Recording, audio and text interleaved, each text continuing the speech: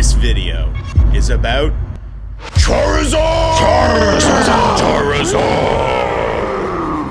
I'm seriously embarrassed by that. But not just any Charizard. The one English Charizard that's actually better than its Japanese version. And what's odd is not just that the English card is better, but it was also released first. And was a shining gem amongst an absolute dumpster fire of a set. Which Charizard am I talking about? What makes it so special? And how are there over 12,000 PSA 10 copies of this card? If you haven't guessed it yet, we're talking about the shiny Charizard V from Champion's Path. Let's get into it. Hello, ladies and gentlemen, and welcome back to the TCG Buyers Club. My name's Gray, and I buy cardboard. And to kick this off, we have to talk about English versus Japanese cards and set release. As a general rule, Pokemon releases cards in Japanese first.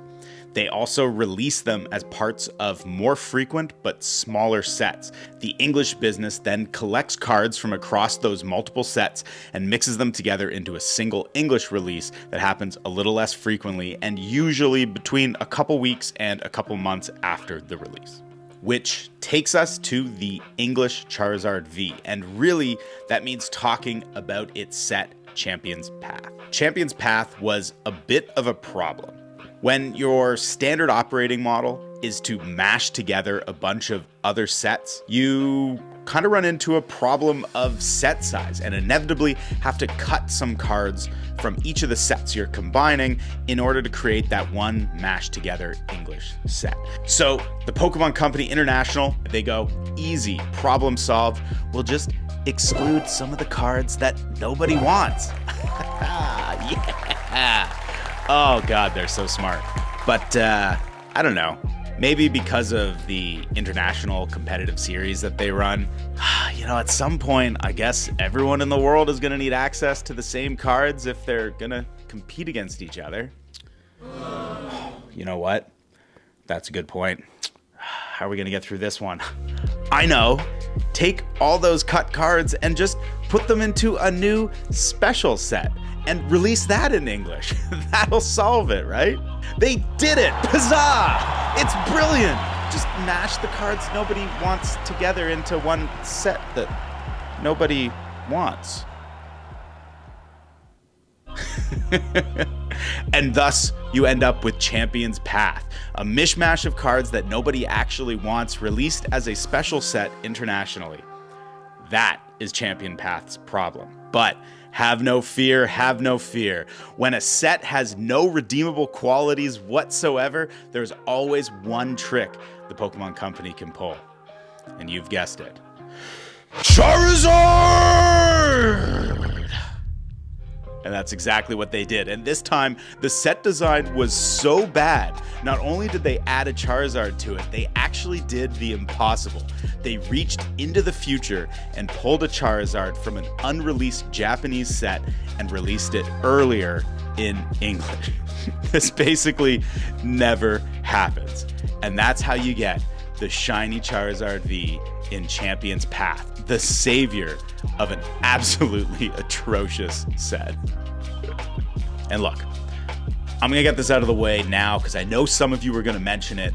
Champion's Path had a second chase card in it, the Rainbow Rare Charizard VMAX. But Rainbow Rares are mid, I'm glad they're gone, and no, I'm not gonna talk about it. Moving on. In the end, I think this shiny Charizard V is really cool, and I actually like it a lot better than the Japanese counterpart.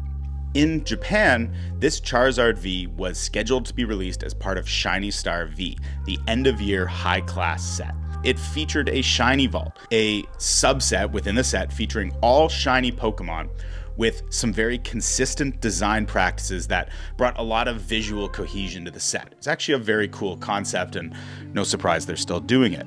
Shiny Treasure EX, I see you. For example, the Baby Shinies. All of the Shiny Vault cards feature a shiny Pokemon on a textured silver background. When we get to the full arts, like the Charizard V in Japan, you'll see that they get a full art treatment. The card art extends edge to edge across the card, and we have the same pronounced textured pattern. What was particularly cool, at least in my opinion, is when we got to the shiny VMAX cards. They continue to be full art, edge-to-edge designs, but they add this really cool sparkling pattern in addition to the texture and shiny details we already love from the other cards in the set.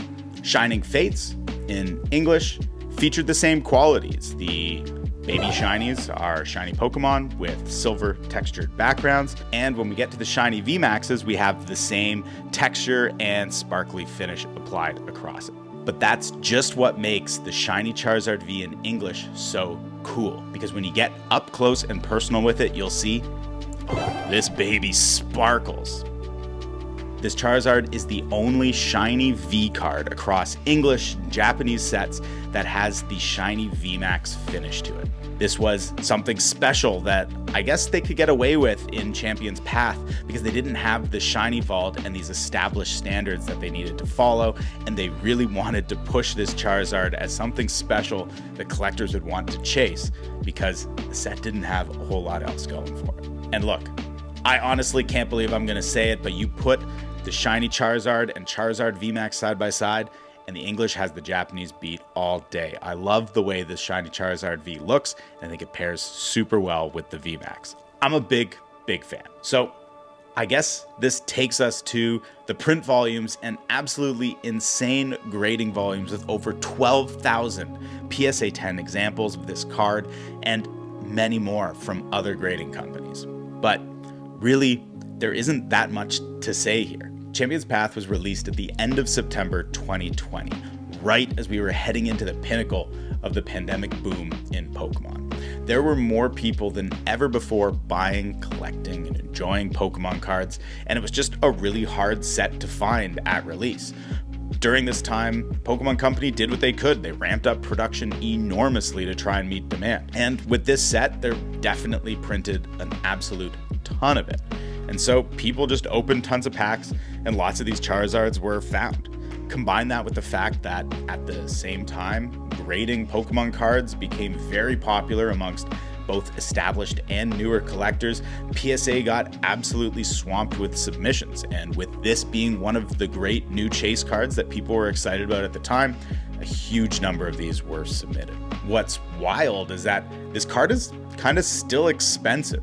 The raw copies still sell for as much as $150 US, and the graded PSA 10 examples, despite the pop reports, still sell for hundreds more. And I think at the end of the day, it's just a reflection of how cool this card really is. As much criticism as it gets for being the staple chase card of the pandemic era and the one card everyone was looking for out of an otherwise really crappy set, it's still a really cool card. I think it has a ton of unique qualities and plays a very interesting role in the history of the TCG during the pandemic era. And I'm not surprised so many collectors are still chasing after this card and willing to pay that much to get their hands on it. For me, I'm just a sucker for sparkly black lizards.